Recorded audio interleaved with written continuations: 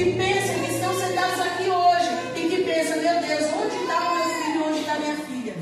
O inimigo está fazendo uma tragédia na vida dele lá fora.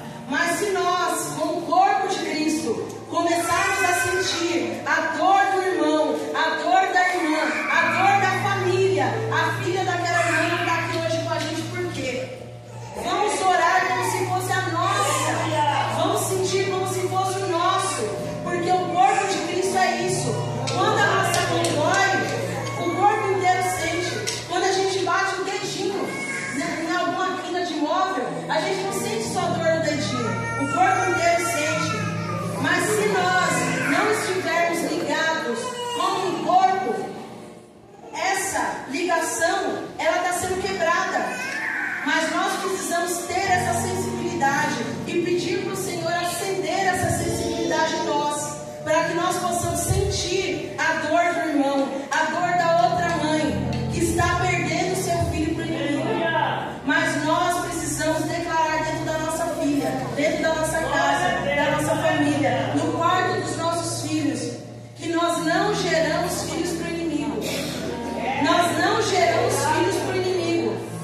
Nós não geramos filhos para a perdição. Nós geramos filhos para servir ao Senhor. Geramos filhos para servir na casa do Senhor, para fazer o reino de Deus crescer nessa terra, para que os nossos filhos sintam um desejo profundo, não só um desejo qualquer, um desejo profundo de servir ao Senhor, né? E nós precisamos, eu peguei aqui um exemplo, irmãos, do pelicano, né? Dizem em alguns trechos, dizem que é uma lenda. O pelicano, quando ele vai buscar comida para os seus filhotes, e ele não encontra em determinada época do ano, ele pica o seu próprio peito e é tirado sangue do seu próprio peito, né? E alguns estudiosos falam que o pelicano ele regurgita e tem sobras de comida numa bolsa do seu peito, que ele pica, sai um pouco de sangue e ele coloca na boca dos seus filhos. Mas aquele sangue e aquele alimento que ele consumiu, ele alimenta os seus filhos até uma época de encontrar alimento. Se nós hoje precisarmos alimentar os nossos filhos da palavra, a gente sabe o que fazer? Se os nossos filhos precisarem de uma oração, a gente sabe como fazer uma oração que vai de encontro exatamente à necessidade dele. Se os nossos filhos estiverem sofrendo um ataque do inimigo, que a gente fala, não sei o que está acontecendo com fulano. O fulano está quieto, o fulano está calado, o olhar está apático, mas a gente vai saber fazer uma oração específica por aquela causa, porque o pelicano ele tira o que ele tem de si e coloca na boca do seu filho para alimentá-lo. O que nós temos em nós?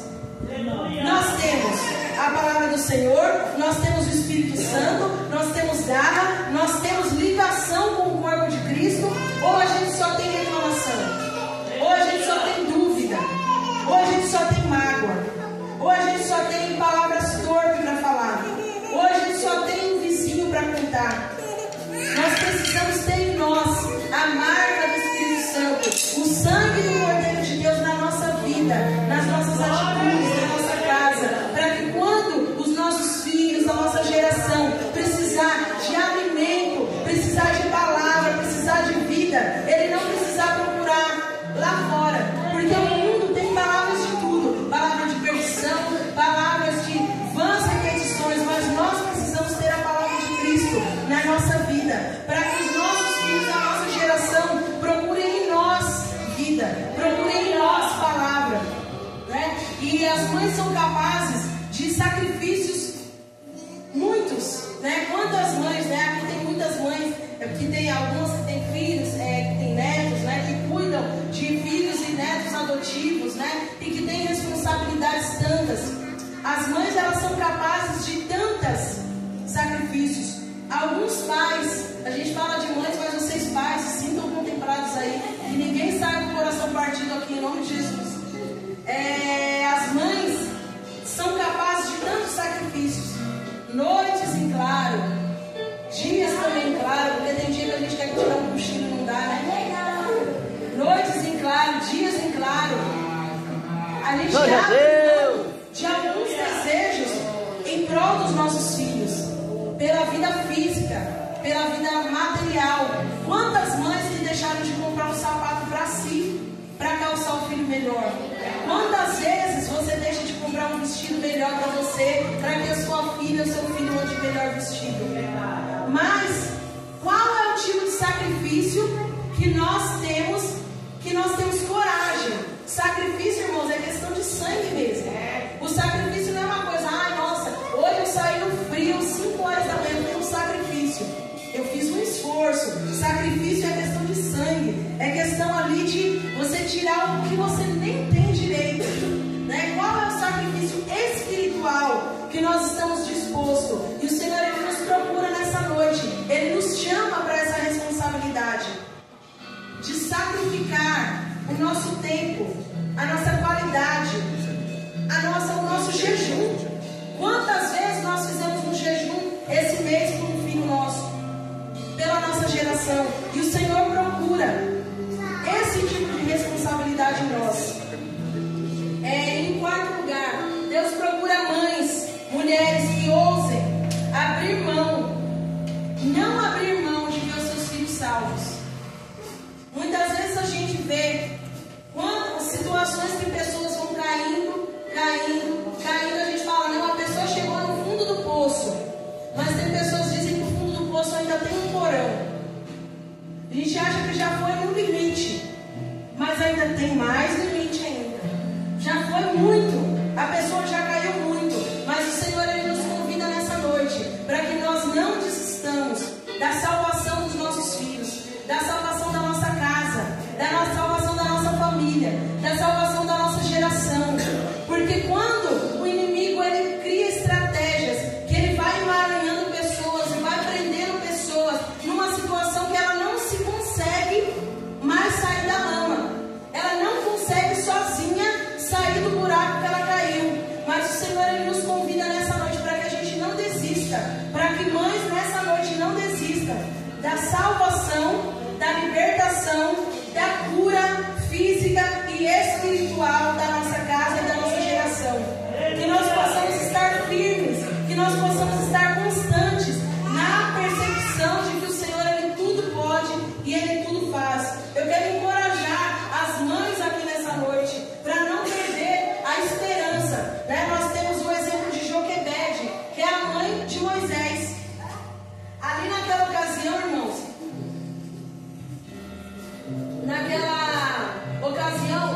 quantas crianças foram sentenciadas, quantos meninos foram sentenciados pelo faraó? Nascia e era para ser morto. Mas Joquebede, ela não cumpriu aquela sentença. Ela não entregou seu filho para a morte. Ela guardou seu filho para a vida. E o posicionamento de uma mulher que decidiu lutar pela vida do seu filho. Hoje, aqui na Debrais Vila Rochelle, nós estamos falando sobre Moisés, um homem que foi usado para ser o libertador de um povo. Mas aquela mulher, ela precisou crer, ela precisou se posicionar, ela precisou guardar aquele menino. Imagina a dificuldade que era para você encobrir o choro de uma criança. Agora a gente canta, né, esse louvor que é muito cantado, né, do menino que chorou. Quando a gente vê uma criança com cólica e a gente não topou em casa, a gente vê uma criança com dores e a gente tem lá um antitérmico. Imagine situações que as mulheres precisavam de chá, de ervas, para dar para uma criança até aquilo fazer efeito. Mas aquela mulher, ela se posicionou. Quando a gente fala de filhos que eles foram lançados e nós estamos falando desses filhos até o dia de hoje. Mães e mulheres se posicionaram por eles. Então nós, hoje, quando a gente pensa que o posicionamento nosso no dia de hoje vai repercutir num bairro, numa geração, isso é muito maravilhoso quando nós entendemos da responsabilidade que isso cabe sobre nós, né? Em quinto lugar, nós já estamos terminando, irmãos. Deus procura mulheres que ousem guardar as fontes. Existe um sermão que eu li alguns dias atrás, de Peter Marshall, que fala sobre o guarda das fontes. Basicamente, eu acho que eu ouvi uma pessoa das fontes, já tem um tempo.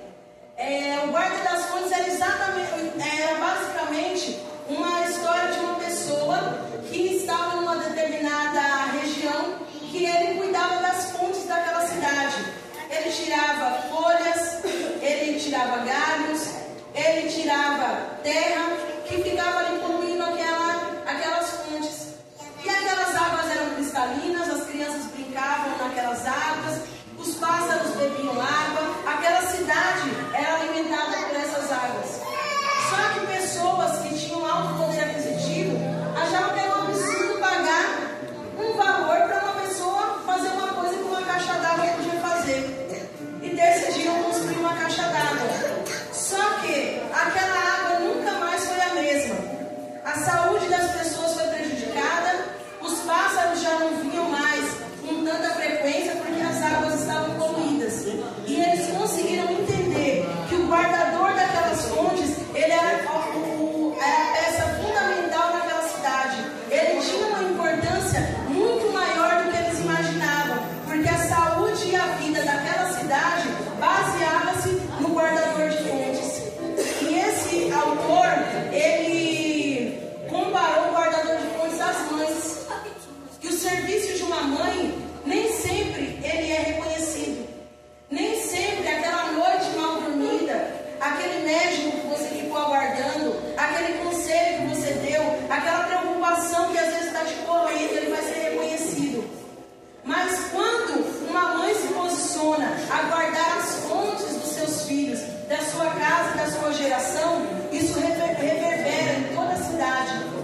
Os comportamentos que os filhos normalmente têm em casa, ele vai se propagar na praça, no emprego, no serviço, no trabalho, na geração daqueles filhos. Então a importância das mães nessa geração, o Senhor ele procura nessa noite em nós, que nós tenhamos e que nós não abramos mão dessa responsabilidade de cuidar da mente, do intelecto dos nossos filhos.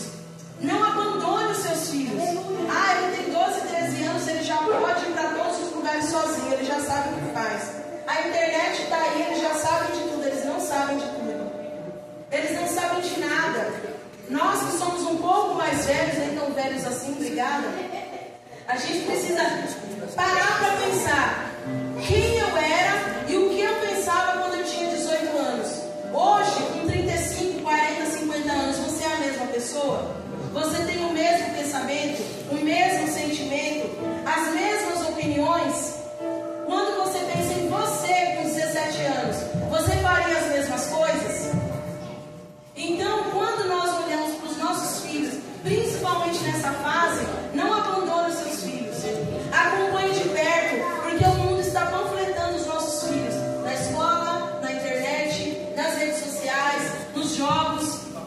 Tantas situações que as crianças elas vão sendo bombardeadas com pequenas coisas, com brincadeiras, com palavras negativas. Está querendo ir para a igreja porque é pequenininho. Quando for grande não quer nada disso. Eu já estou na fase que eu já estou repreendendo em voz alta. Gosta de tocar bateria, mas quando gosta de fazer tal coisa, gosta de cantar hino da igreja porque é pequeno. Depois de grande vai querer cantar a Anitta. Eu já repreendo na hora. E a gente tem que ter a autoridade de Deus para fazer isso na hora. Porque muitas vezes a gente fica intimidado e o inimigo está querendo bater na nossa cara. O inimigo está querendo falar coisas dentro da nossa família. Fulano está querendo fazer tal coisa porque é jovenzinho. Quero ver quando arrumar uma namorada se vai ser assim. A gente tem que repreender, porque a nossa palavra tem poder em Cristo Jesus. Então que nós possamos usar a autoridade que o Senhor nos dá para abençoar os nossos filhos,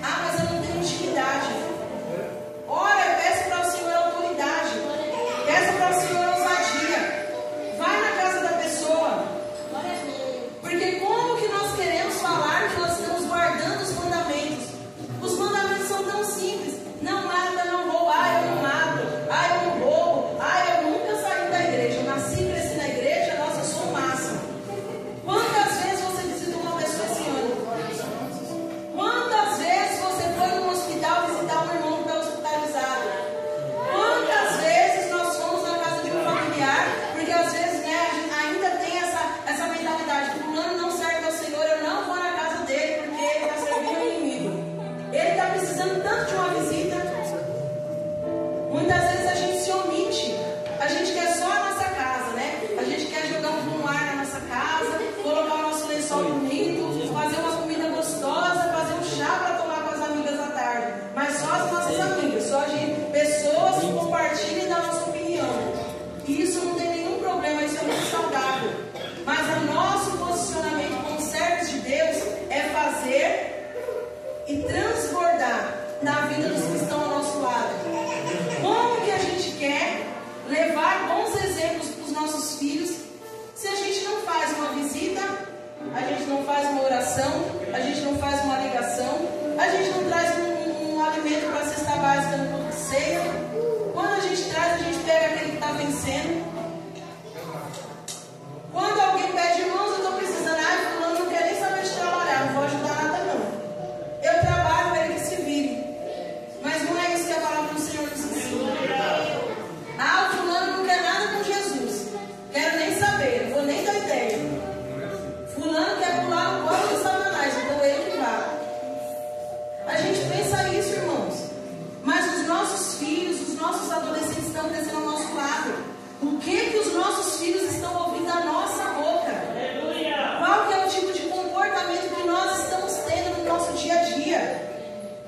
Nós precisamos nos posicionar. E o Senhor, Ele busca esse posicionamento de nós, para que nós meditemos em Deuteronômio 6, para que nós possamos guardar o estatuto do Senhor, para que eu te ordeno que o teu filho e a tua filha, todos os dias da tua vida, para que eles sejam prolongados.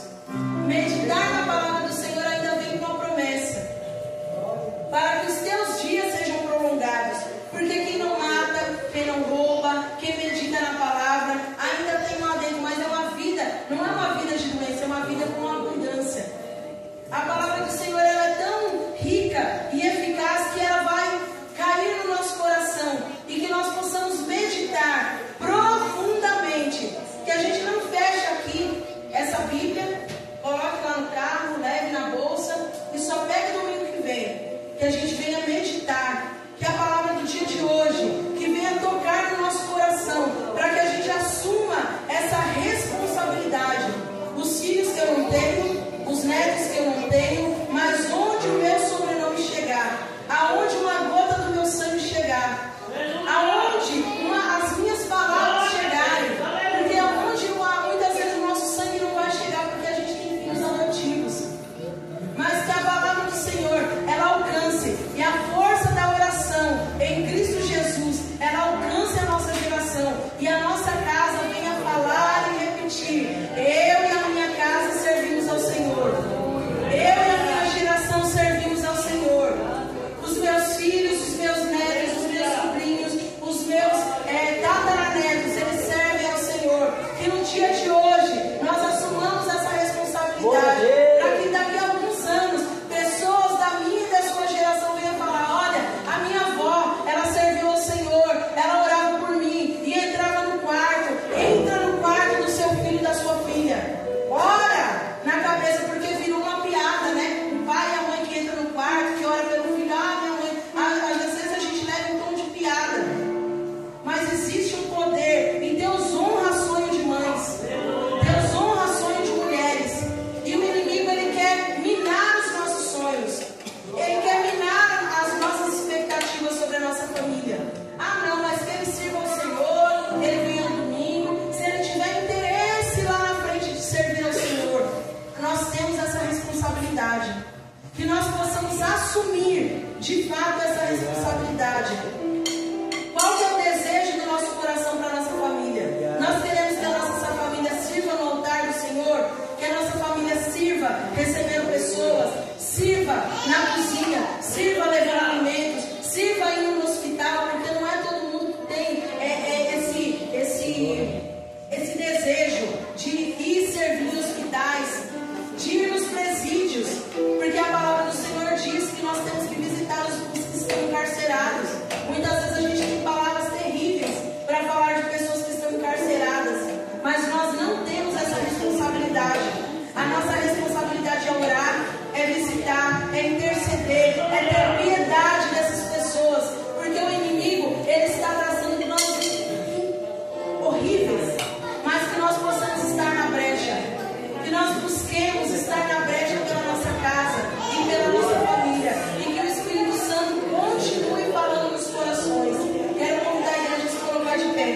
Obrigado. E também, irmãos, só para finalizar, perdoe seus filhos. Para os irmãos que já têm filhos adultos, perdoe os seus filhos pelos erros. Perdoe as palavras. Porque muitos pais, muitas mães recebem palavras duras dos filhos. Mas que nós possamos ter, que vocês possam ter um coração perdoador. Porque quantas vezes a gente tem tanta facilidade para perdoar os de fora, mas a gente lembra lá de uma palavra de 25 anos atrás que um filho falou. Perdoe seus filhos, porque o Senhor ele já perdoou coisas terríveis que nós fizemos também. Jesus ele já perdoou tropeços da nossa parte, palavras que nós dissemos, a nossa negligência. Então que nós possamos perdoar as pessoas que têm o nosso sangue, perdoar pessoas que estão debaixo do nosso telhado. A gente tem uma capacidade tão maior de perdoar pessoas de fora. Perdoe os de dentro, perdoe a sua família, perdoe os seus irmãos.